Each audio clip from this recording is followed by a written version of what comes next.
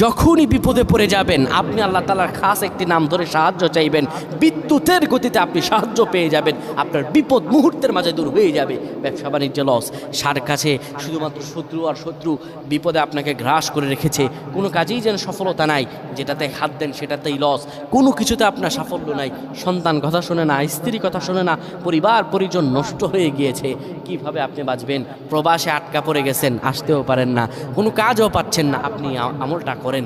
এটি আমার কথা নয়, বিশ্বনবী মুহাম্মদ রাসূলুল্লাহ সাল্লাল্লাহু আলাইহি ওয়াসাল্লামের প্রিয় সাহাবী হযরত যায়েদ রাদিয়াল্লাহু তাআলা আনহু, তিনি একবার মক্কা থেকে হিজরত করে যখন মদিনায় যাবেন, ঠিক সেই সময় বিপদে পড়ে যান।